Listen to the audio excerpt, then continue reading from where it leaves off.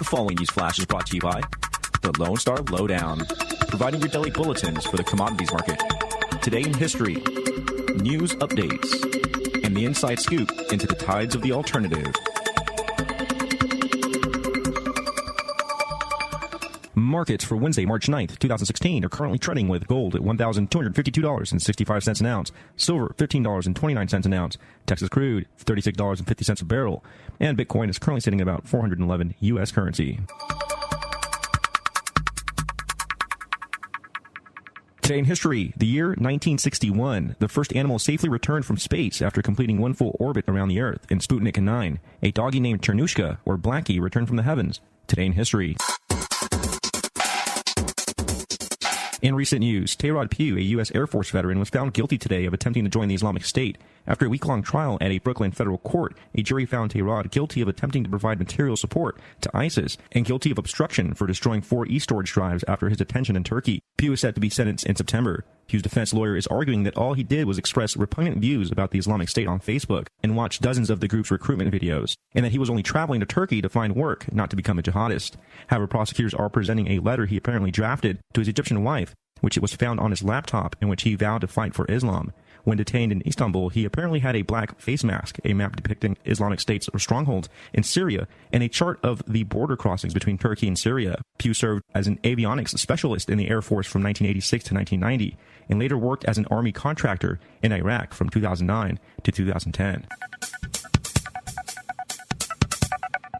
Toyota recently showed off a new device that could dramatically assist the visually impaired to better navigate their surroundings. Called Project Blade, an informational device to bridge the gap between a cane or a guide dog. Toyota has been testing various prototypes of the wearable device with individuals from the visually impaired community for the past 3 years, and though the details of the project were released this week, no official timeline has been set for the release.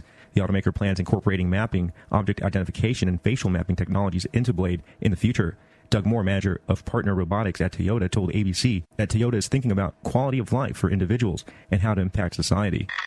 The Lone Star Lowdown is currently looking to fill some ad space. If you have a product or a service you'd like to advertise with us, feel free to give me a call at 210-363-2257. This is Rick Rohde with your Lowdown for March 9th, 2016. It's 11:59 at Radio Free America, and this is Uncle Sam with music and the truth until dawn. Right now, I got a few words for some of our brothers and sisters in the occupied zone. The chair is against the wall. The chair is against the wall. John has a long mustache. John has a long mustache. It's 12 o'clock, Americans, another day closer to victory. And for all of you out there on or behind the lines, this is your song. Good evening, ladies and gentlemen, and welcome. I have a joke for you. Okay. The government in this town is excellent and uses your tax dollars efficiently. I didn't see it coming. Monty,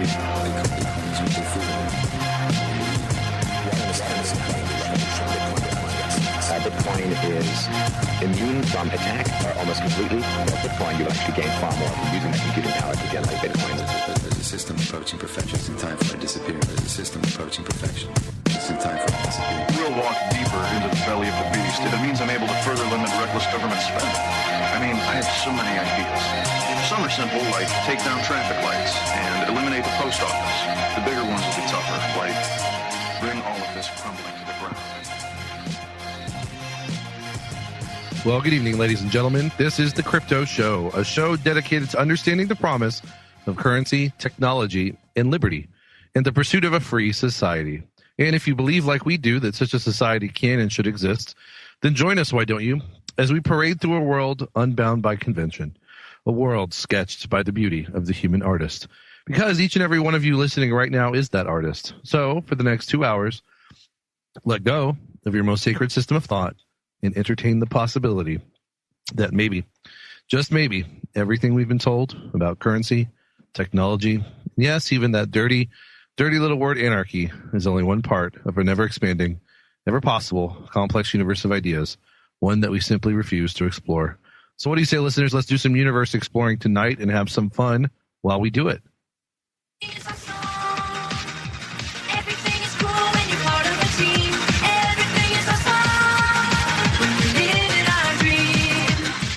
We're living our dream.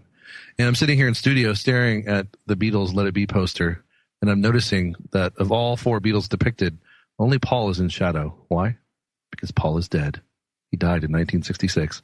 No, I'm just kidding. Or am I? Anyway, welcome to the Crypto Show, guys. It is March 9th, 2016, a Wednesday. Previous statement may not actually be true, or it's based in drug-induced fantasy. Doesn't really matter which one.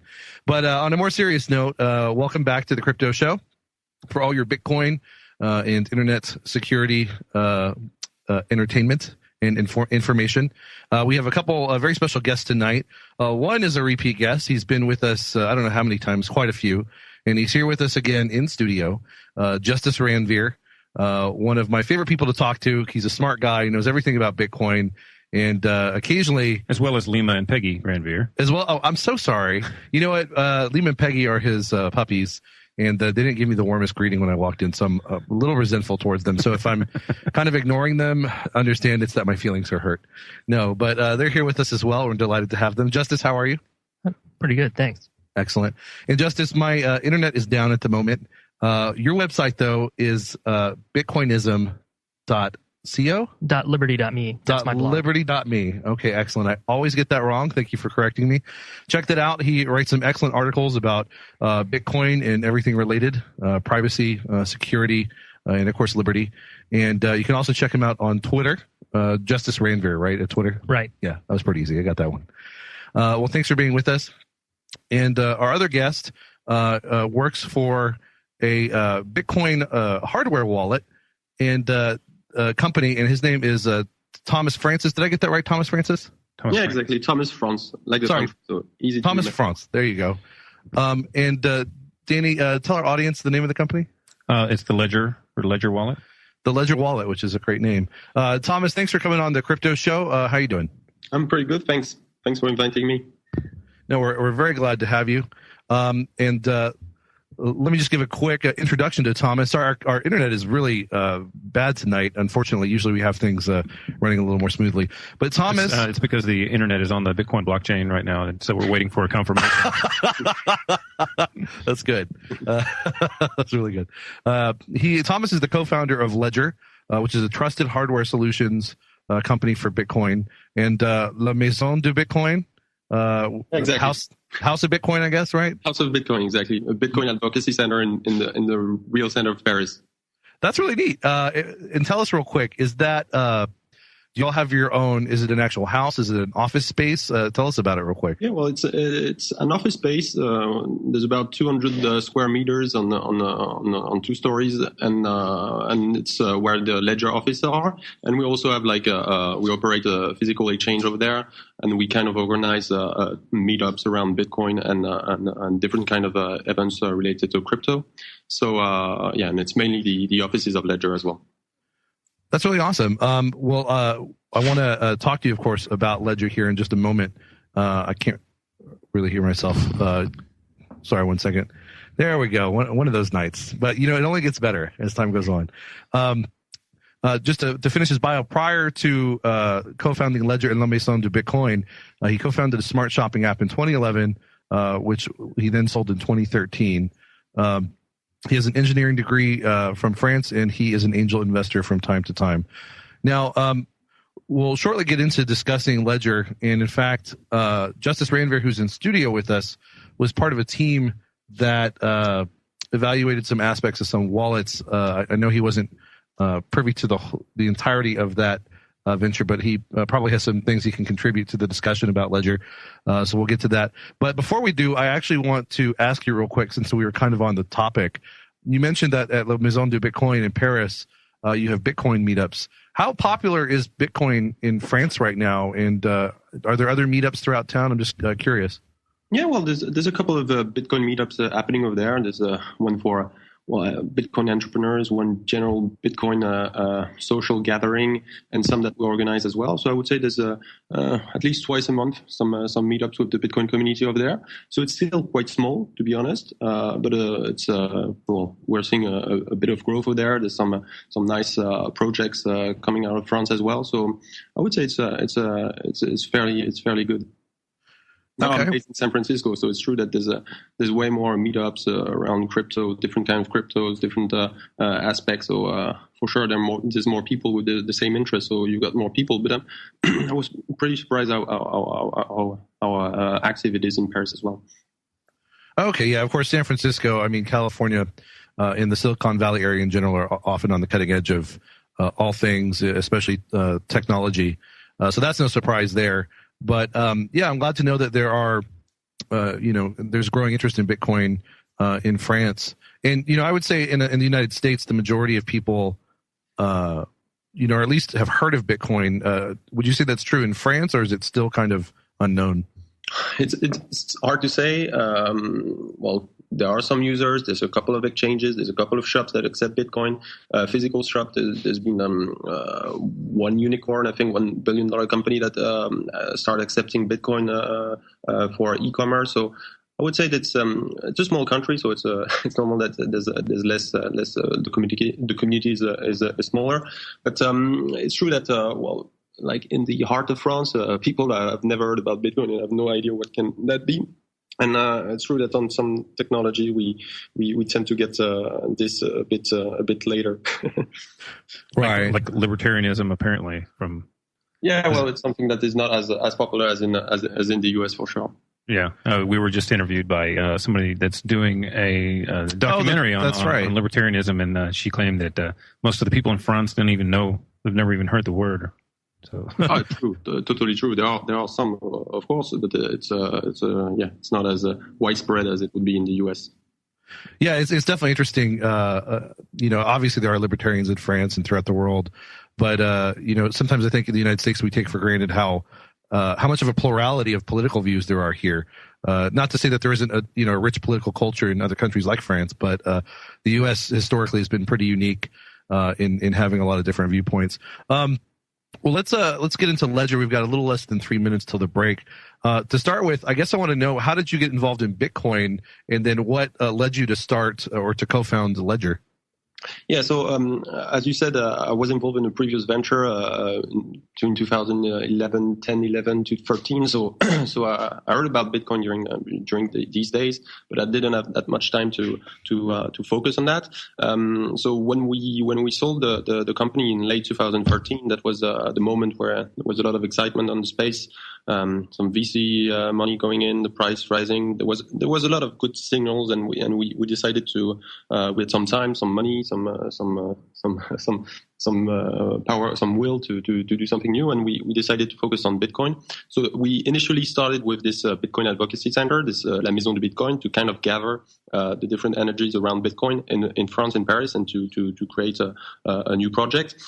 And that's when we met with the different team from Ledger, and we started to work on that on Ledger. So that was in mid-late 2014 that we started working on Ledger.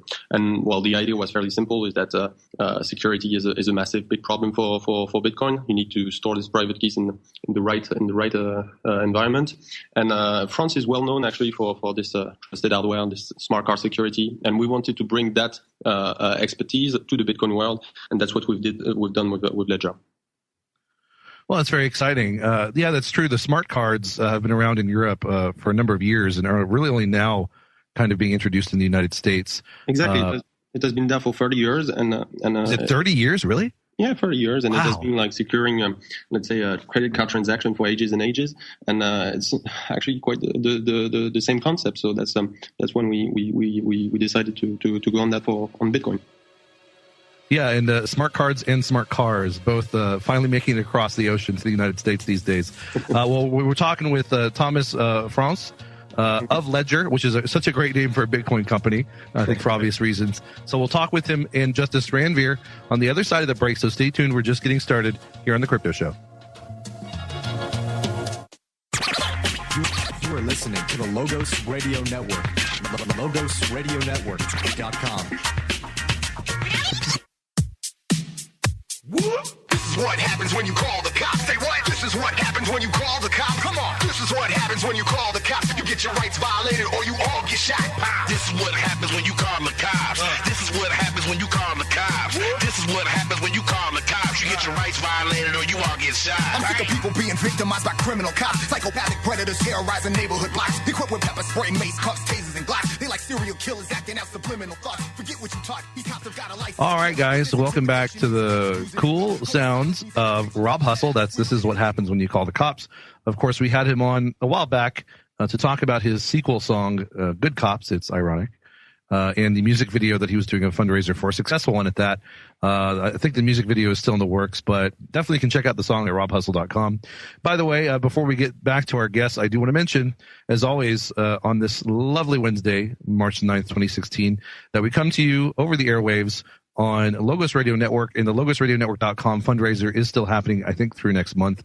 So please help out to keep this excellent programming coming, and all the other wonderful shows as well. And don't forget our sponsors, Brave New Books and Hill Country Home Improvements. Hill Country Home Improvements for all your roofing needs. And Brave New Books, where I just got another canister of Tanky Tangerine for all of my energy needs. And I also have a canister of Rebound, a sports energy drink in front of me to help me with my B vitamin deficiency, to help me keep going through the show. So you can get both of those things at Brave New Books, so don't forget to check that out. And we're talking with Justice Ranvier of bitcoinism.liberty.me. And I got it right. Justice had this like authentically shocked look on his face. It's the first time for everything. Thanks. Well, I appreciate that. I'll pretend like that's a vote of confidence. We also have Thomas France, co-founder of Ledger, and we're going to talk to him momentarily about Ledger.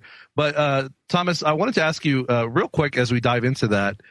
You mentioned how kind of through your other company and then selling it, you got into Bitcoin.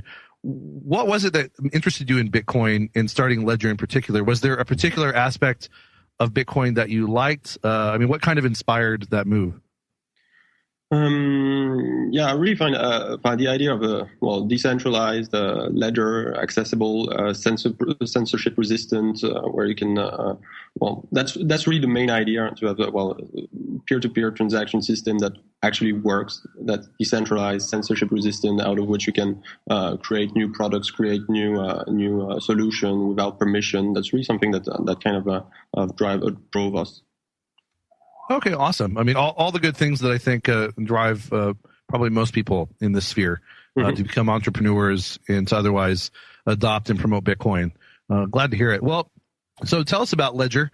Now, if I'm not mistaken, it's a hardware wallet, correct? Yeah, exactly. So it's actually a physical piece of hardware. So it's a USB smart card. So it looks like a USB stick, but it's actually a smart card that you have on it. And a smart card is basically a secure microcontroller. And we developed on this secure microcontroller an OS that lets you, on which you can deal with all the Bitcoin primitives. You can store a seed, you can derivate the seed, you can sign the transaction directly on the secure microcontroller. So it means that the way you use it, you just plug it in your USB port, and it works with a Chrome application, and you create the transaction on your computer, and it will be signed by the device, and the keys will never leave the device. So even if your computer is fully compromised, your private keys are still safe on the secure element. So wow, you're kidding. That's pretty encouraging. Go ahead.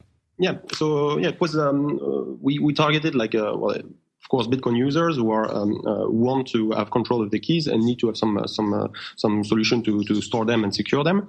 And we managed to sell about 10,000 of them in more than 100 countries. So it was in about a year. So it was a nice year last year for us. So it's popular because we emphasize on having a product that is nice, easy to use with simple interfaces. Where we implement all the best practices to have it as decentralized as private, privacy aware, and as easy as possible to use it. So we see that there are mostly, I would say, it's half and half between people who have who want to really have some secure solution for their bitcoins, but also for newcomers who like to have actually a physical representation of their bitcoins through a physical material piece of hardware. I think that's a really important point, actually, and not just for beginners, but even for veteran Bitcoin users. Chalk it up to human psychology, but there's something about a tangible object on which you can store your Bitcoin or that otherwise represents your Bitcoin that gives people an added sense of security on top of the actual technology within the product that provides security. And, I think that's a really neat aspect of it. Yeah. And go ahead. Yeah, and so as I said, Ledger is more like, as you said in the introduction, so it's more like a trusted hardware solution provider, let's say. And so we have our own application to use the Ledger wallet, but it's really open. The OS is open specification. Anybody can implement their own wallet on it. We're already integrated with a couple of other wallets like Mycelium, CoinKite, CoPay, Green Address, Electrum. So there's quite a few that uses Ledger as well to make the key management on the secure hardware. Is it susceptible to heat or magnetism? Like if I leave it in my car, is it going to be okay? Or? So we had like a lot of stress tests. So it's really based on exactly the same smart cards as you have on a credit card. So it was tested over and over again for years and years and years. So you can put it in the washing machine, you can put it in a magnetic field, you can put it boil it, whatever. It's quite durable, very resistant for sure. You can't do that with Trezor, can you? Boil it or? Well, it depends. It's different because on the Ledger wallet, on the Ledger Nano, there's no PCB, so it's really like a very lean hardware. You just have one component, one secure element, so it's much more durable because it's way more. There's only one component. We're working on some other piece of hardware that are a bit more complex. That's the Ledger Blue that has a screen and Bluetooth Low Energy and NFC connectivity. This one will have a PCB, so you won't want to put this one in the water. Did you say Bluetooth connectivity? Yeah, exactly. So we're working on we announced recently our new OS, which is the Bolos. It's a blockchain open ledger operating system, and it basically gives you the ability to leverage any kind of secure hardware to create your own Bitcoin application. So we made an implementation on the trusted execution environment of mobile phone. So it's already up and running on Trustonic Android phone that have the trusted UI. So it's the Galaxy S6, Note 5, and the newer phones. And so this one is already implemented with Mycelium, getting some nice success because it's basically a hardware wallet that you can download on the trust zone of your Android phone. So it's quite popular. And will it be compatible with other coins like Dash or whatever? I think Trezor is compatible with Dash as well as Bitcoin. Will you have that availability? Yeah, on the Bolos APIs, you have it deals with a different type of curve. So today it's like the Bitcoin curve, but we'll have some other curves afterwards. So and you'll be able to create your own application of your own client application for that altcoin. So we announced yesterday that it could be compatible with Ethereum. It could be compatible with a lot of different coins, but it's more like the coin developers that have access to the APIs to make the integration themselves. Okay, that's awesome. It sounds like a pretty incredible product. And you said it's only been out for about a year? Yep. So we launched, I think, November 2014. So it's a bit more than a year and 4 months now. Well, that's quite a lot of success. A lot of units sold, 10,000. Wow, all over the world, and already working on some pretty interesting and necessary developments. That's pretty awesome. So we're talking with Thomas France from Ledger. Stay tuned. We'll be right back on The Crypto Show. Do you have a chocolate monster inside? You know, the one that forces you to eat a chocolate bar even though it's not on your diet? I'm Dr. Catherine Albrecht, and I'll be back in a moment with a tip to tame temptation that really works. Privacy is under attack. When you give up data about yourself, you'll never get it back again. And once your privacy is gone, you'll find your freedoms will start to vanish too. So protect your rights, say no to surveillance, and keep your information to yourself. Privacy, it's worth hanging on to. This public service announcement is brought to you by StartPage.com, the private search engine alternative to Google, Yahoo, and Bing. Start over with StartPage. There's nothing quite like melt-in-your-mouth chocolate, but it can sure sabotage a healthy diet. When I get a hankering, I just recall the U.S. Food and Drug Administration guidelines for adulteration and filth in chocolate. You might think the agency would forbid filth and contamination, but they don't. They just set limits. For example, the FDA allows an average of 59 insect fragments and 1 rat hair in 100 grams of chocolate. To put that in perspective, 100 grams is about the weight of a 3.5-ounce sampler box with 8 chocolate candies. Yuck. Just think wings, legs, and hair the next time you're dieting. It works like a charm. I'm Dr. Catherine Albrecht. More news and information at CatherineAlbrecht.com.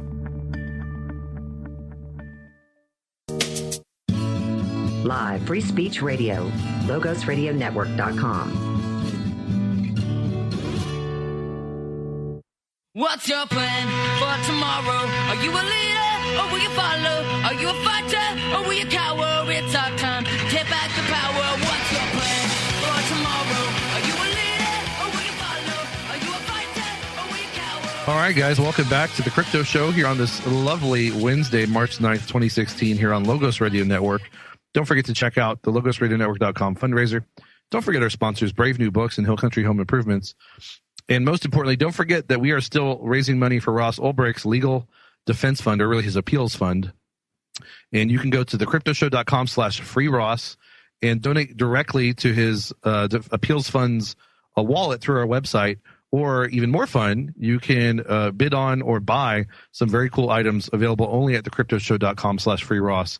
All of the proceeds of which go to the Ross Ulbricht Appeals Fund. So check that out. And, of course, also at freeross.org, they are doing Ross's drawing kind of contest. Well, I guess it's not really a contest, but you can purchase $1 a pixel basically to unveil the trial. The Trial I Saw is the title of it, a drawing by Ross Ulbricht. Anyway, we're coming back, speaking with our guests, one in studio, Justice Ranvier of bitcoinism.liberty.me, and we're soon going to bring him on to get his take on Ledger. And we're also talking with co-founder of Ledger, Thomas France, and we were discussing all the cool attributes of it. It's based on the smart card technology that's been prevalent in Europe apparently for about 30 years and is just now making its way into the United States. They've sold over 10,000 units in just the past year. That's a pretty incredible number in just a year, especially for a technology that is probably a little lesser known just among some of the lesser enthusiasts of Bitcoin. And certainly, for those who aren't really familiar with Bitcoin, they may not be aware of all the cool options like hardware wallets. So it's a really impressive number of sales in just a year considering. And apparently you can boil it. You can, put a strong magnet over it. You can throw it in a black hole and it will still, well, maybe not that one, but it will still keep the Bitcoins on there. And they're working on a Bluetooth enabled device coming up soon. And I just want to add before I get to my next question that I think it's cool that they allow other wallets to be integrated onto the Ledger because, one, obviously that's better for the end user, the customer, and two, it shows that companies can still be very profitable and very successful while still being relatively non-proprietary. In other words, like it doesn't have to always be about we protect everything and don't allow other, potentially competing companies to work with us. In the way like Apple, for instance, you can't, you only have to get Apple chargers and Apple created devices. You can't use more standard stuff like you can with other companies. And that's fine for companies to do that. But companies who can really innovate and be successful while allowing, sort of interfacing in cooperation with other companies, I think that's even better for the market and for the spirit of Bitcoin as, open source and community based and everything else. Thomas, I did want to ask you, what, if the Ledger is, while it can survive a lot of stuff, what if the Ledger device is lost, is completely obliterated? Is there any way to recover your Bitcoins? Yeah, well, the first time you initialize your wallet, you've got the ability to write down the seed. So it's 24 words that you write down, put it on a piece of paper, put it in a safe, put it somewhere in a safe location. And out of that seed, you're able to generate your wallet on any compatible on another Ledger wallet, but you could even restore it on Mycelium, on Multibit, even on Trezor if you want. So it's really like based on it's a HG wallet with a seed, so you can write it down and recover it whenever, wherever.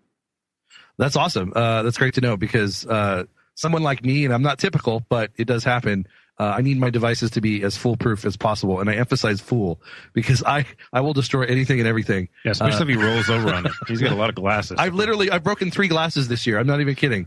Pairs of glasses. But so I'm glad to know. Go ahead. There's a duo edition. There's like some multi-sig edition with 3 of them, so people get a couple of them, initialize it with the same seed, so they know that if they lose one, they've got another one in backup, and they lose the other one, they always have the seed written down. So it's again it's fairly cheap. So it's $30 for the high-end one and $15 for the low-cost one. So yeah, you can have multiple. You can lose one. It's not that expensive that it's okay if you lose one.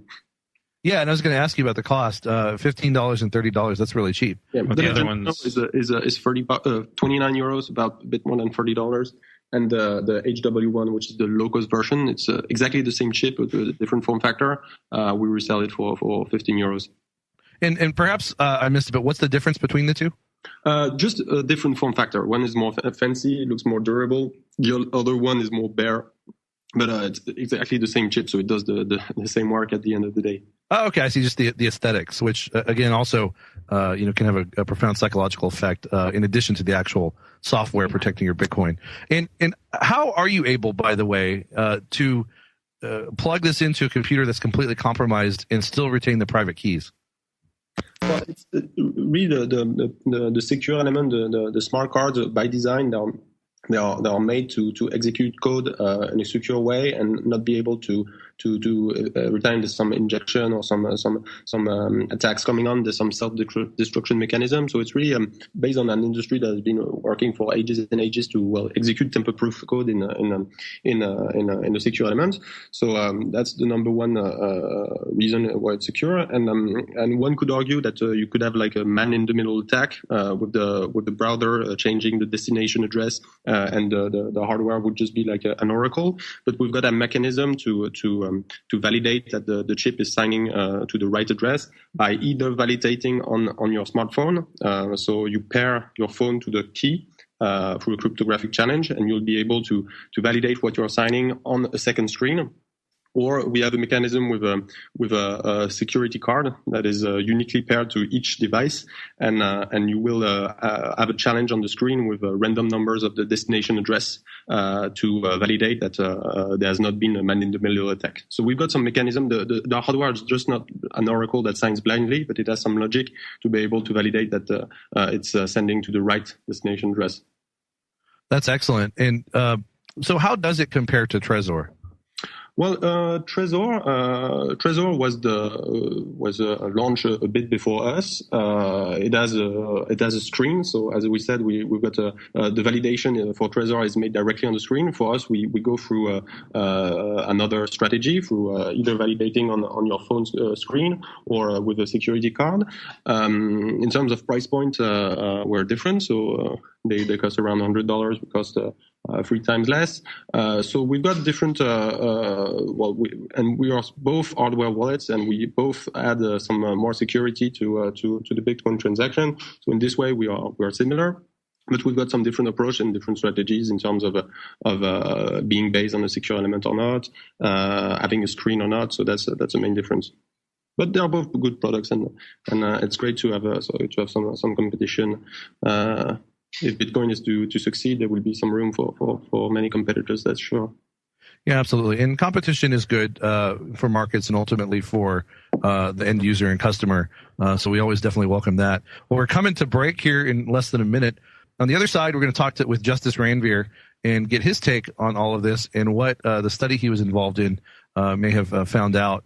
And so we're pretty excited to talk to him. He's a great guy. Well, as we come to break, Thomas, where can people purchase the Ledger Wallet? Yeah, so it's very easy. Just go on ledgerwallet.com and we ship worldwide. So it's very easy. You can pay in Bitcoin, of course. Pay in credit card if you want. And we also have different retailers, so you can buy it on Amazon. You can buy it on different retailers. And go ahead. Yeah. One great thing about smart cards is that you cannot have evil firmware that be loaded on it, because every time you plug your ledger on our Chrome app, it runs an attestation check. So we'll be right back.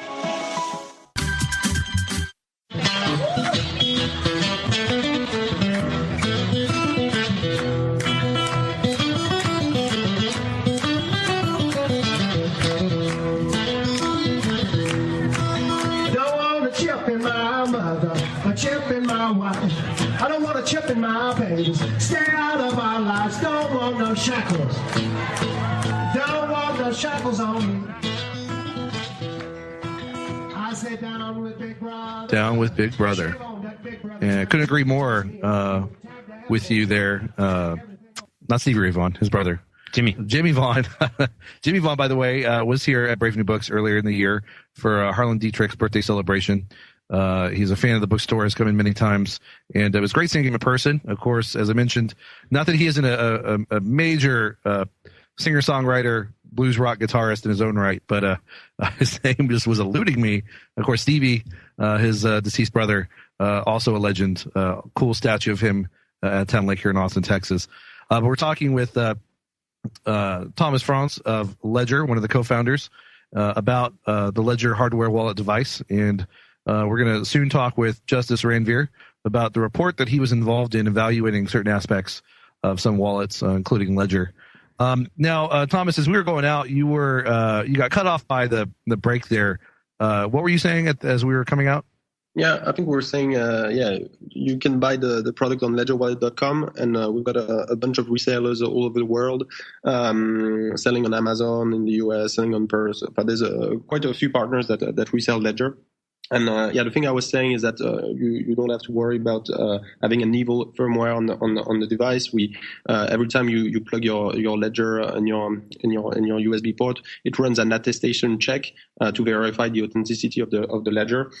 So it's just like a cryptographic challenge that is signed by the chip. So you know that the firmware is ours. So it's a great way to be sure there's no evil firmware loaded.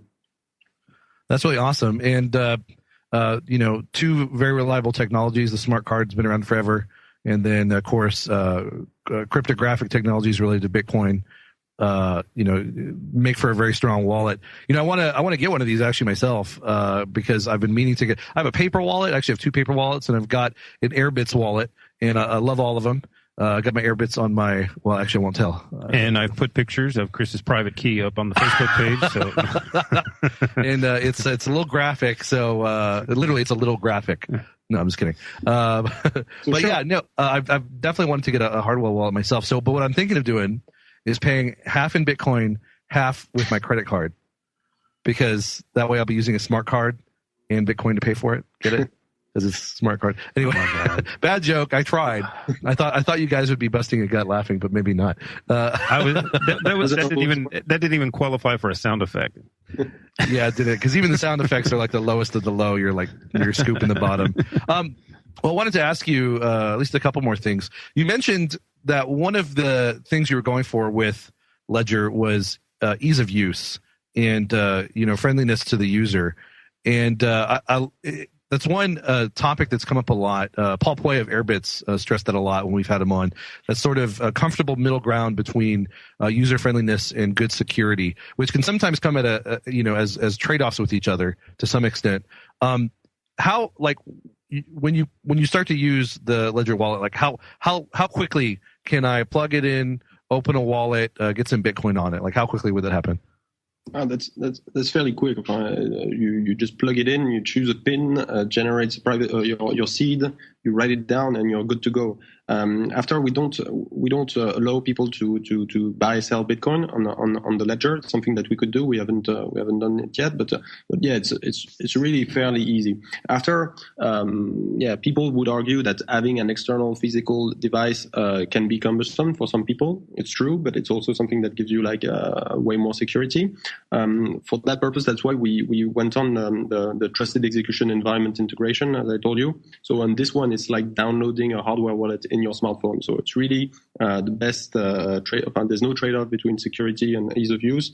You basically have a virtualized hardware wallet in your phone.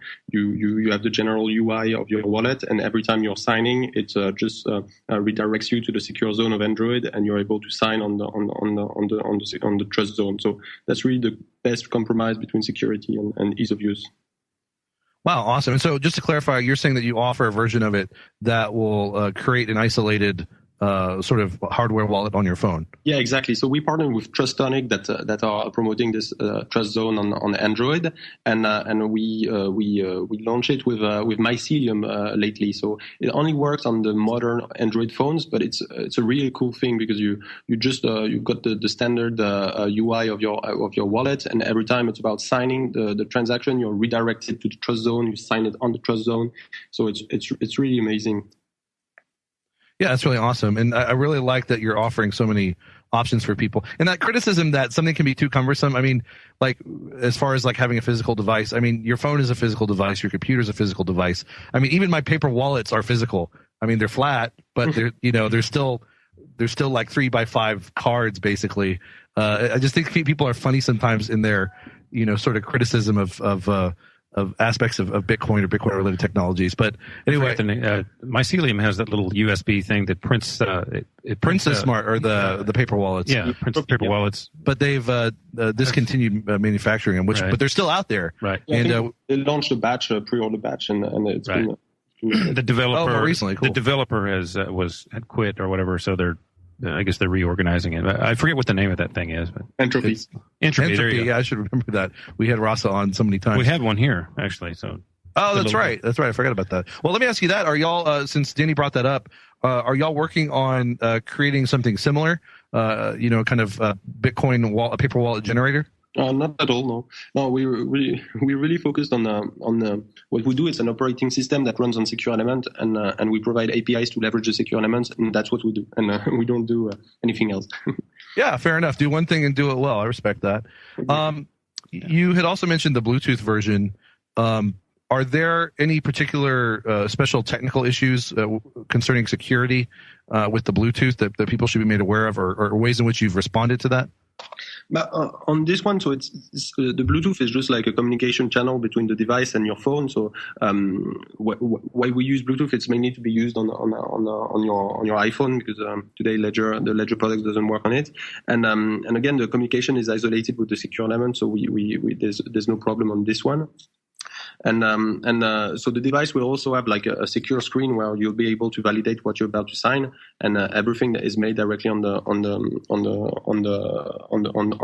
Ledger Blue. So the Bluetooth is just to communicate with to have some communication channel with the phone, to be just transmitting the inputs to sign to the device. So that's the only communication that you have.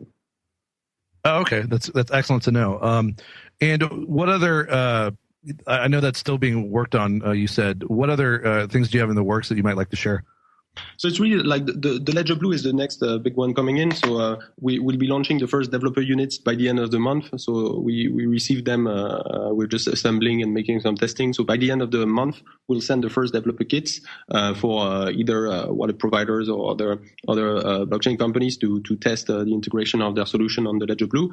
And that's a really exciting one, because you'll be able to create some Bitcoin wallets, but also some integrate with any services that needs to have like a validation and a signature on a secure device. So there could be some uses for PGP, for encryption, for secure authentication. So there's quite a lot of stuff that can be done on the Ledger Blue. So it will be more than just a Bitcoin wallet, but a blockchain validator, a personal security device, and we're really excited about this one. Yeah, well, we look forward to its launch as well, and we certainly look forward to trying to make some arrangements to be retailers for the Ledger wallet here at Brave New Books. Sure. That's definitely something we're interested in pursuing. How much will the Ledger Blue run once it's launched? So we sell the developer edition for $179, and the general public edition, we're not quite sure. So we launched the first batch in July, and we're not exactly sure around the retail price. It will be around $150. And again, depending on volume, it can go down. So we've got some nice arrangement with the different manufacturers and the people we source the components to. So the price can go down with scale. But for the first version, it will be, I guess, around $150. But we don't have a definite pricing yet. Okay, but in that neighborhood. Okay, that's good to know. And we're coming to break here in a little over a minute. We'll talk with Justice finally about what he's been involved in. And how many resellers did you say retailers did you say you have across the world? I think it's on the Ledger Wallet website. I think we're around 30, something like that, in all the continents. So we're in Australia, and in Europe, in Asia, in Antarctica. I think we need to make an expedition over there and find a retailer. It's some penguin retailers. Yeah. Well, excellent. I mean, they have nice suits already. They might as well have a nice wallet. Yeah, you don't have to pay them to get tuxedos. They got them naturally, right? We're coming to break with Thomas Franz, who has been gracious enough to put up with my ridiculous humor, as has Justice Ranveer, and my co-host, Danny, whose humor luckily is no better than mine. But Thomas Franz is going to stick with us, co-founder of Ledger Hardware Bitcoin Wallet, and we'll talk with him and Justice Ranveer, bitcoinism.liberty.me on the other side, so stay tuned, guys.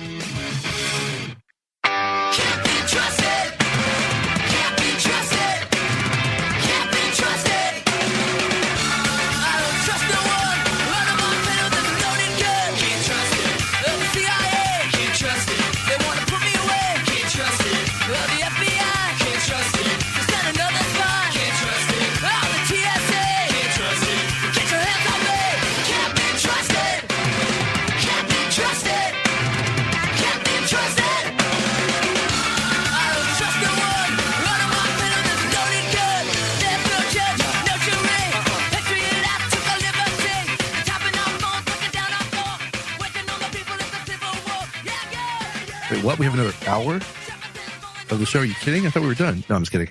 Welcome back, guys, to the second hour of the Crypto Show here on Logos Radio Network. Brought to you as always by our sponsors, Brave New Books and Hill Country Home Improvements. Carl's Jr. And Carl's Jr., which actually was the last meal I had in Mexico with Danny and Hector Cubillos on our way back from Acapulco. When you go to Mexico, of course, you have to have Carl's Jr. That just makes sense. Of course. Well, no, and it was in Monterrey. Yeah. Basically the biggest city, the biggest city close to the border, that we went through. It's a beautiful city. It's actually the second richest in Latin America, and it shows. Like, it's clean. It's, very modern, very affluent looking, nestled in the valley there between the mountains. It's beautiful. But yeah, I don't know if irony is not the right word. But it looked even nicer in the rearview mirror. Yeah, it did. It was a long trip, and we were glad to say goodbye to Mexico. As much fun as we had in Acapulco, it was good just to bid it adieu. But we did also have plenty of good authentic Mexican food down there, I have to say. So Chris ate 2 or 3 Mexicans. Hey, go all the way or go home, and I did both. But anyway, we're talking with our guests. Thomas Franz, co-founder of Ledger, and go to ledger.com to check out their product. It is $15 or $30, depending on which version of the hardware you get. Very cheap. That's a third to a sixth of the price of Trezor. And not to say that Trezor isn't a good product with its, probably own unique much cheaper than KeepKey as well. Features. But yeah, a lot cheaper than the alternatives out there.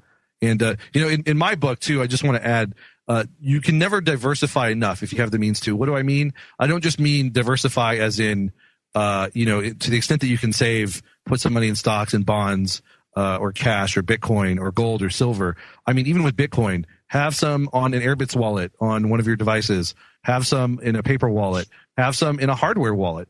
And to me, that way, come what may, in a very unlikely scenario, you're still going to be safe by having Bitcoin somewhere. And of course, with the Ledger wallet, you can put it in a safe deposit box. You can put it in just a safe in your home.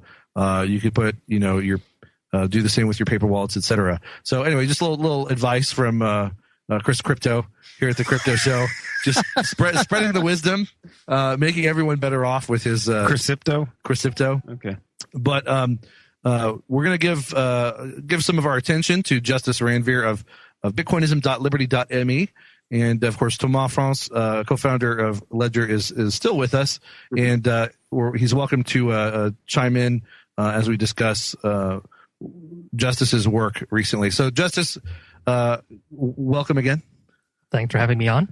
And always glad to have your puppies here, giving me a little love during the break. They always know to wait till the break to then come and give me kisses.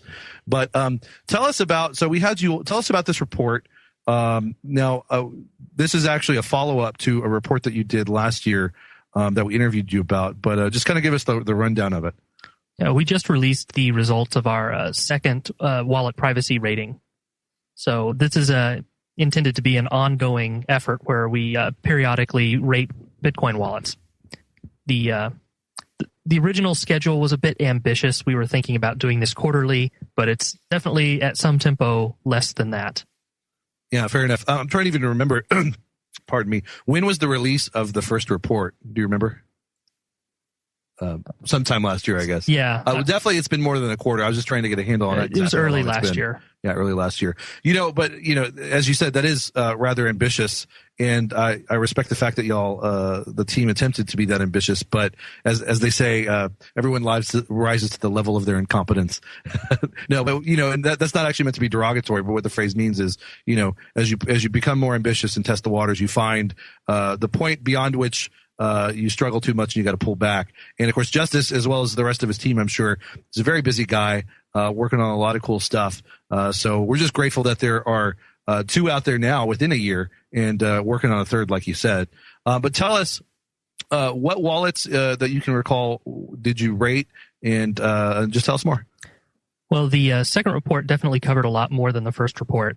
And we tried to expand the scope of the ratings. Like the first one was very basic, just kind of show everyone what it was about. And we got more wallets in because we tried to do a deal where we would say, we can increase the breadth of the reports if we get more help with the ratings. So a lot of the wallets that were included in the second report contributed volunteers who helped rate other wallets. Split up the work. And so that we could do more in the same amount of time. And as it turned out, the education for the volunteers and the cross-checking of the different scores, it was still a good idea that we had more people involved, but it didn't actually speed up the process. Well, and that's just the beauty of experimenting like that. You determine what works and what doesn't. And when you say the education of the volunteers, are you saying that a lot of them simply didn't quite have the technical background necessary to perform every task that they were given, or... Well, okay. So the actual criteria that we used to develop the questionnaire for testing the results was the result of many hours of development. And so by the end of that, those of us who had developed the criteria were very familiar with them and what they meant and what they were attempting to test. And people who were just introduced to them were not necessarily as aware of it. So I see what you're saying. How to apply the criteria to a specific scenario in a wallet where it didn't exactly fit the parameters of what you're testing, or right. And so we have a good set of documentation for the intent of all the questions, but still, there was a lot of we had to do a lot of back and forth. We had some roundtable discussions where people would bring up their questions and then we'd resolve it. So right. It's we're hopefully each report will get a little bit better. We'll learn where the pain points were. Revise the documentation appropriately, and each report in between. Like right now, we're closing a bunch of issues on our GitHub repository about things that were not included in our threat model for the next one, and we are adding those to be in the third report. And we'll also go through all of our documentation and questionnaires and procedures, and go through our records to see what were the pain points in the last one. How can we make the next one easier? And hopefully each time we do a report, it will be more accurate, more comprehensive, and easier to administer. So basically, you're also obtaining sort of metadata about what you're doing to improve the process as you go along. Do you have anyone? Have you had any sort of volunteer to actually test or evaluate your procedures you're using as a sort of not so much as sort of an independent person, but just to have someone from the outside looking in to give that kind of perspective? Do you know what I mean? That sounds like a great idea. Are you volunteering? What? Moving on. No, actually, yeah. I mean, I might be interested. As long as it's not too above my head as for what I'm evaluating. But yeah, I'd be interested. Yeah, we could always use help with anything like that. If we're trying to develop procedures that are easy to follow as possible, then people who've never done it before are actually some of the best people to help us out. That's what I was thinking. Like what I was talking about earlier with stuff being foolproof, like Ledger, and you boil it, it still works. That's what you need. Like, because Chris cooks a lot, he eats a lot, and he's very likely to drop his Ledger wallet into a pot of boiling macaroni. And I'm not going to know, I can't tell the difference between a Ledger and al dente pasta, when I'm eating. So it's, crunch, crunch, crunch, right? You want to go over the list, or? Yeah. Okay. I thought I had another quick question for you about some of the groundwork. Oh, well, real quick. Well, about the list, which ones did you not evaluate and why? Just out of curiosity. Well, the The only wallets we didn't evaluate were ones that we just didn't have time to evaluate. I see. Well, I guess what sort of judgment call went into that as far as which to evaluate and which not for time purposes? Well, the second time around, it was basically the first priority went to all of the wallets that agreed to supply a volunteer.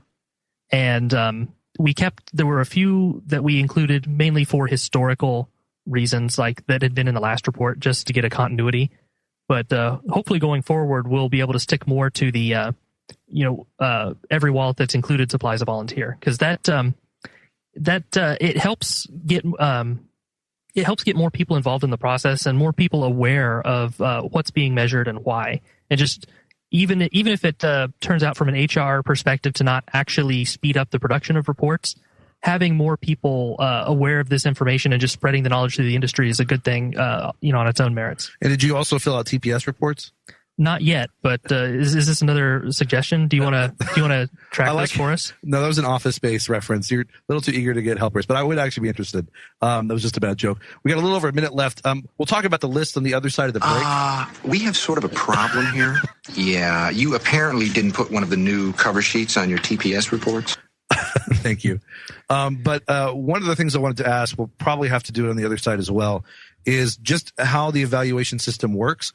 I remember last year when we had you on, you gave us copies, hard copies of paper, not software or not a computer, of the report. And it was very well done, very thorough. And it seemed like a pretty simple point system. And I remember you kind of telling us the algorithm behind it, more or less. So maybe we can get into that as well as we then dive into the list and how some of these members of the list came out.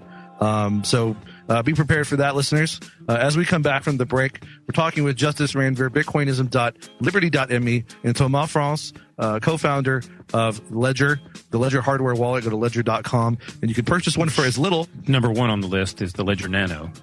Yep. Just to let you know. Oh, well, there you go. Well, I was getting to that. We'll be right back. This is the Logos Radio Network.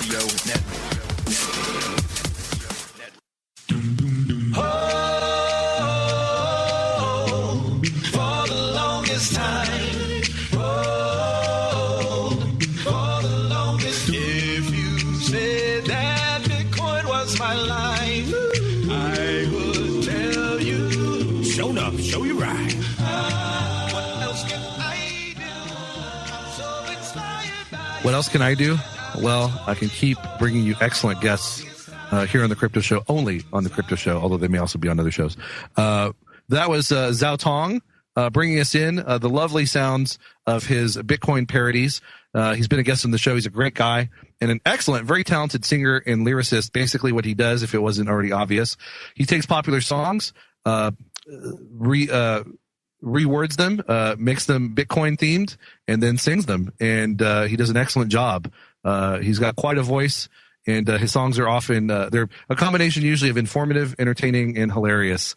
So check him out, ZhouTonged, Zhao Tong. There's an extra ED that's silent. I believe it's zhaotong.com, zhao-tong.com. So check that out. We're talking with Thomas France, co-founder of Ledger, a really cool, relatively new. I mean, it's been out a year. I guess a year in the Bitcoin world is ancient at this point. But a new hardware wallet available for as little as $15. That's a sixth of the price of Trezor. They're also working on a Bluetooth compatible version of it. So check that out. You can go to ledger.com to purchase one. They've sold over 10,000 units already, all across the world, and they have close to 36 retailers all across the world as well. And we hope to make ledgerwallet.com. Ledger.com is a journal somewhere. Oh, I'm so sorry. Just not having internet, and I've been trying to pull it up on my phone, and it's not working actually. But without having internet, I apologize. Ledgerwallet.com. Be sure to correct that. Ledgerwallet.com. You can go get the Ledger wallet. So pretty straightforward and self-explanatory. Thanks for the correction. Sorry about that. But yeah, we hope to make Brave New Books an added retailer here in the near future. So, but we're talking with Justice Ranvier, Bitcoinism.liberty.me. Little butterfingers on the mic there. No, I'm just kidding. But Justice, before we get to the list, and I'm definitely interested to know who's on this list and who's number one. tell us how the points. Tell us how the scoring system works. In brief. Well, before we get to having questions for the rating system, we start with a threat model. And in the threat model, we start with a list of attackers. And these attackers are things like blockchain observers, network observers, the wallet provider, and just different types of entities that might be extracting information that the user doesn't want them to have. So various angles of attack from different sources. Okay, that makes sense. Right. And then once we've listed the attackers, we go through and enumerate the types of attacks they can perform. What can this attacker do to get information that the user wouldn't want them to have? And then we go through and make a list of possible countermeasures for each attack. And from that threat model, then we develop a list of questions to basically test how well does a wallet implement or not implement the particular the particular countermeasures. Okay, so that's really thorough. I mean, you're a really intelligent guy. You've got a lot of knowledge in this field, and I'm sure that the team does as well. So I like how thoroughly you've based this threat model. That makes a lot of sense. And so then from there, how does the scoring system work? Right. So once we have the individual tests, the individual questions that we're going to ask of each wallet, we group them. We group them into categories which correspond to the attacker. And then we have a weighting system for each attacker where we say, in general, is this attacker, is the information that they can obtain more severe or less severe than other attackers? So in our weighting system, blockchain attackers have the highest weighting at that level because the information that's in the blockchain is in there forever. So the number of people who can perform the attack is almost unbounded. It's anyone who will ever see the blockchain. I see, because it's always publicly visible there. Right. It's not like some ephemeral data on some server in like a wallet somewhere or something. Yeah. So in our weighting system, blockchain attackers are weighted higher than network attackers. And then from there on, we take the different questions per attacker and we group them into some related categories. And each of those categories are given relative weights to each other. And then we do one more level of categorization. Each question, we put it in a category of either it's a usability test, a feedback test, or a quality test. And in general, we rate quality tests highest, usability second, and feedback third. And can you just elaborate real quick on those three? So a quality metric is how well does the wallet implement the countermeasure. Usability is how much effort is required, or better would be to say how little effort is required on the user's part in order for the countermeasure to be enacted. And feedback metrics are how well does the wallet inform the user that they may be adversely affecting the privacy. So how quickly they can alert, basically, and effectively they can alert the user. Okay. Right. And so we end up with several tables of weightings that are specific to each level of the derivation, and then we multiply all these numbers together, and that becomes the weight for an individual question. Okay. And we tried to design it in a way to be as hard to game and as least subjective as possible. So when we start implementing the weightings, we don't know what the individual question weights are going to be because we start at the top, try to come up with our justifications for the weights at each level in isolation, and then work our way down till we get to the individual question weights. And then we have a set of acceptance criteria for a weighting. Like we say that, all other things being equal, any attack, if the attack surface or if the window of opportunity for attack is larger between two questions, then the larger one should have a higher weight. Right. And if the amount of information released is more, then that should have a higher weight. And we have a list of those, and we spend a lot of time going through the different tables, trying to make sure that we satisfy the acceptance criteria. And the final weights are what results from that process. So pretty straightforward. I mean, any system like this is going to be, there's no like perfect system. It's going to be maybe a judgment call here or there that, is somewhat subjective, but that sounds really straightforward, pretty objective on its face. And is this, the system you're using, is that available to the public to be looked at? Yeah. All the data is on our GitHub repository. Okay. Excellent. And it's all documented as to what the numbers we used were.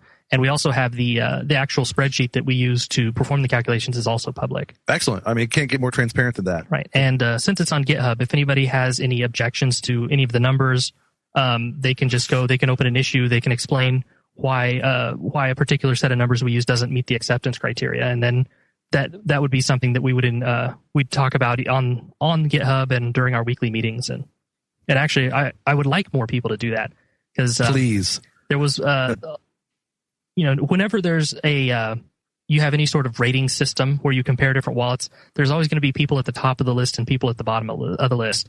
And, the people at the bottom of the list a lot of times will complain. But what we'd really like more than just unfocused complaining is actionable feedback. Go through our procedure, go through our methodology, point out exactly where we went wrong so we can fix it. That's a great point. That's the kind of feedback that's really helpful. Well, that's the only legitimate feedback, because if you're going to complaining implies that you're finding a fault with the system. If you don't actually demonstrate and articulate that fault, then perhaps the fault is with the person who ranked near the bottom. Just saying. That's just, go ahead. And if even if there is a legitimate problem, but it's not if it's not pointed out in a way where we can actually identify the source of it, then we can't fix it. Well, then what's the use of it? Exactly. It's a very good point. Yeah. Well, we definitely want to get as many improvements in as possible.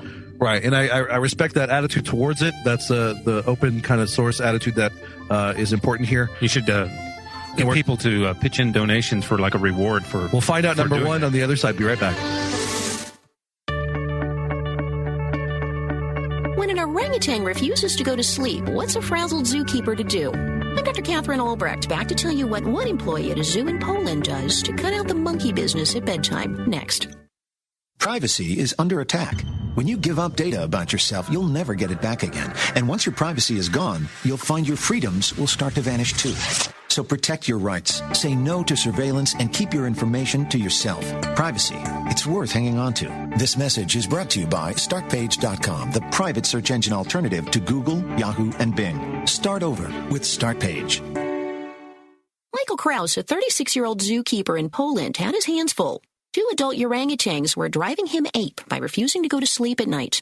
If he gave them a fruit snack, they'd throw it around. If he tried wearing them out with play, they just got hyper. So Kraus tried reading them bedtime stories, and it worked like a lullaby. The apes got a kick out of cookbooks, especially when Kraus acted out the cooking movements. One of the apes is a big fan of German fiction, too, while the other prefers English literature. His favorite book, Pride and Prejudice. Perhaps it's time to face the fact that orangutans love Jane Austen. I'm Dr. Catherine Albrecht for StartPage.com, the world's most private search engine. Be kidding about chemtrails. You're listening to the Logos Radio Network at logosradionetwork.com. I've been walking a tightrope between fact and fiction. Been wrestling with demons in small bottle prisons. Been talking to sinners who claim to be Christian. Been shouting at leaders who claim to be listening. And the pendulum swings from the left to the right. Its momentum increases. The need for the fight like a moment of blindness. All right, guys, welcome back to the last 2 segments of the Crypto Show here on this lovely March 9th, 2016, a Wednesday. Here on Logos Radio Network, don't forget the logosradionetwork.com fundraiser, the cryptoshow.com/free Ross fundraiser and auction, where you can purchase or bid on some cool stuff to help out Ross Ulbricht. And don't forget our sponsors, Brave New Books, for all your Austrian school, libertarian, conspiracy, alternative health, and of course Bitcoin needs. You can also go to bravenewbookstore.com and the bitcoinbookstore.com, where they have over 50 titles exclusively on Bitcoin. Pretty cool stuff. And get your tangerine as well.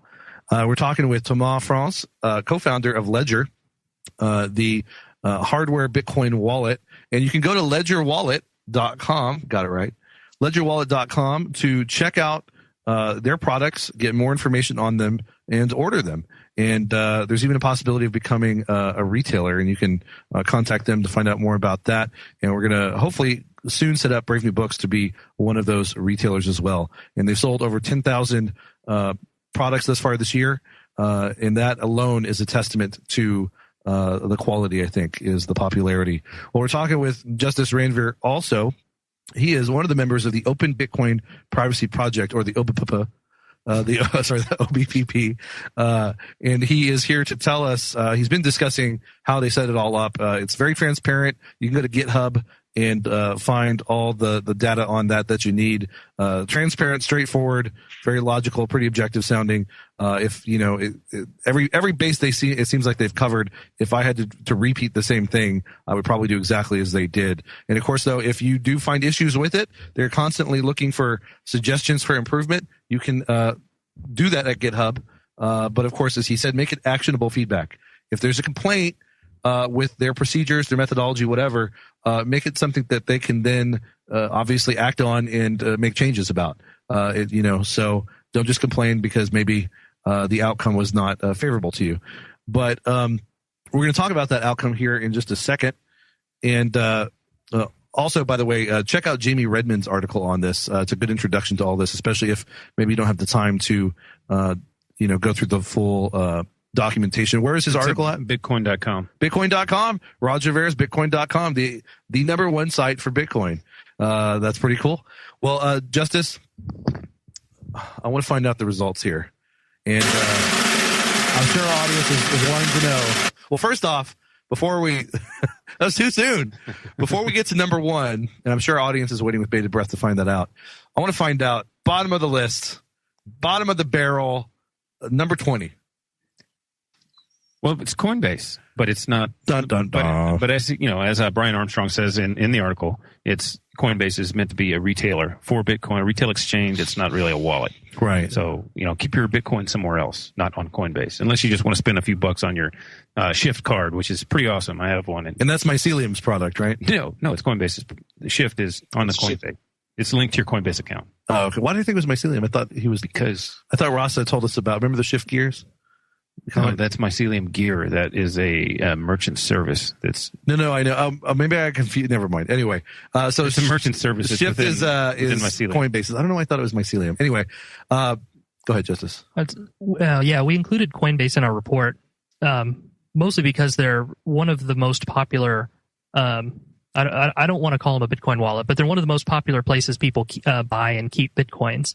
If we would have had more time, we would have included more third-party Bitcoin accounts like Circle and maybe some of the other bigger exchanges. But it's good to see that illustrate the difference between a hosted account and an actual wallet, right? And how that plays out. Although maybe they should take a hint from Airbits on how to do it, and the way they've linked Glidera into the Airbits wallet. Well, the thing about the hosted wallets is, any United States money service business is going to have rules to follow. But it does seem like they could put some more effort towards customer privacy because Coinbase. Not to single out Coinbase, but all of these companies. Sure. They have to know their customer, but that doesn't necessarily mean that the rest of the world has to know. That's a really good point. And I think some of that's lost on perhaps some of these companies.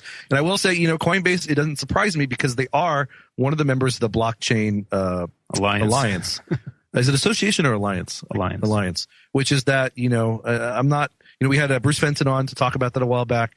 It's just a very questionable get together between law enforcement and various Bitcoin companies. And, to be fair, as Bruce and one of our recent guests, I forget who also mentioned, you got to sort of be prepared. We live in an environment where the state is heavily involved with the financial world and technology. So you got to kind of head it off, at the beginning. But, still it's not my favorite organization that I would want these groups to be involved in. But anyway, but that's a very good point. Getting back, Coinbase is not really properly a wallet. They pool their Bitcoins together. You don't have, it's not a wallet in the proper sense. It's not even an exchange in the proper sense. It's more of a brokerage. Well, now they are an exchange. Okay, I didn't realize that. Okay, that's how up to date I am on everything. Well, historically they were merely a brokerage, but they would be called an exchange. But now they are an exchange, you said. And I do think it makes sense to include brokerages and exchanges in a wallet rating system because regardless of how they portray themselves, the users will use them as wallets. It does. People used Mt. Gox as a wallet. Yeah, sadly. Anything that can hold Bitcoins will have users using it as a wallet, even if it's not supposed to be. So it's inertia. It's laziness. I have done the same thing. Yeah. So as long as users treat the services like wallets, then I think there's value in evaluating them as wallets in a privacy rating. No, that's a very good point. Absolutely. So just keep that in mind. And I will say, I use Coinbase. I still do to make purchases. I may in the future shy away from that just because of, that can also lead to, say tracking of my various wallets, depending if someone wanted to. But anyway, so Coinbase was at the bottom at number 20. But let's just skip all 18 others and let's go number 1. Who's number 1? Let's get a drum roll. We already said that, but it's not on air, I don't think. The Ledger Nano. Okay. The Ledger Nano, number 1. As Mork from Ork would say, Nano. Funniest thing you said all week. Oh, thank you. That's pretty awesome. Tamal, congratulations on being found number 1. And I want to say number 1 in a project that had a very objective and transparent procedures to determine the rankings. So that's quite a testament to the quality of your product. Anyway, what do you think of it? Well, thanks. We're very honored about that, and I guess we're privacy aware, and we want to provide the easiest way for our users to have these basics, and I guess what we have done is implementing like the best practices for not reusing the same address and making sure that our user can have this accessible as easy as possible. And I guess there's some other wallets that are just behind us that are doing well as well, and we want all the major wallets to get their rankings improved in the years to come. And I'm pretty sure that the ranking itself is it's just the second year, and there will be some more awareness on this one, and some wallets wanting to implement some new best practices. So I guess it's on the good path for sure. Yeah, competition. The leader always spurs the runners up to improve. So what that means is everybody. Us as well. We've got 50 out of 100 in the total score. So it's not as if we were at 99 out exactly. Be right back. Easy.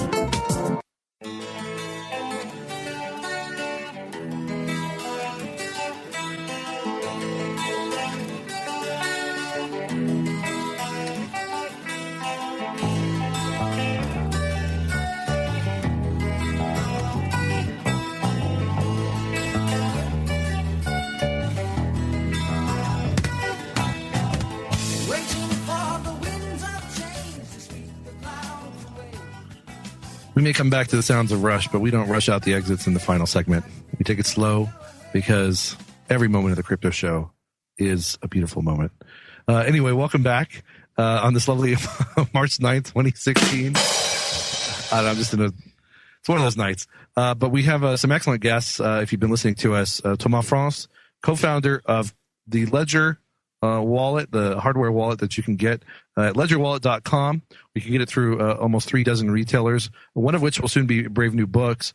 And you can get it for as little as $15. And not only is it quite a bit cheaper than the competition, but it bested the competition in the latest privacy rating that Justice Ranver was involved in with the Open Bitcoin Privacy Project. Now, as we were kind of saying, as we came to break, there is room for improvement. I believe Tomas said that they got 50 out of 100 possible, which, while that's a laudable rating, obviously shows that there is room for improvement, even for the number 1 player. I do want to say, though, as we were saying, too, it's just great for the competition. Everyone wins in competition, certainly the average person, the average Bitcoin user. And the runners-up, of course, are spurred on to beat the number 1 contender next year by making improvements. The number 1 contender it can't sit still. They can't just rest on their laurels. They have to expect and be prepared for and respond to not just the potential or prospect of competition, but the inevitability of competition from their rivals. And that just spurs better and better innovations and products. And that's something I love about the market when it's allowed to work, when the government's not screwing everything up. But Justice, tell us real quick. I want to know. So they got, I believe, 50 out of 100. He said. Yeah. So a score of 50 approximately means that the wallets that scored near 50 implemented about half of the privacy countermeasures that we identified in the threat model. So that definitely means there's a lot of room for improving the privacy of the wallets. Right. And one of the things we saw is while we do have a ranking system, the top 10 wallets were very close to each other in scores. Yeah, I was going to ask, so how much did they beat number 2 by? Well, number 2 is only 1 point. Bread Wallet is 49 out of 100. Wow, very close. So the top level of modern mobile wallets, there's some minor differences, but they're all very, very close to each other.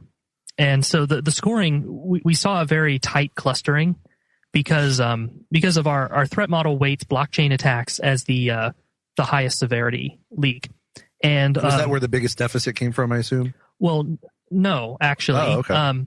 Most of the modern mobile wallets have all gone HD, and they're pretty much doing everything right, or at least to an equal amount to each other in terms of protecting against blockchain attacks. Like, there's not a lot of differentiation there. So that's why their scores tended to be very close to each other. All other things being equal, we would expect the full node wallets to come out on top in privacy, just because of the inherent difficulty of privately getting a balance on a mobile wallet. But the one full node wallet in our review didn't score as well as some of the mobile wallets because it still doesn't use an HD architecture. Which wallet was that? That was Bitcoin QT.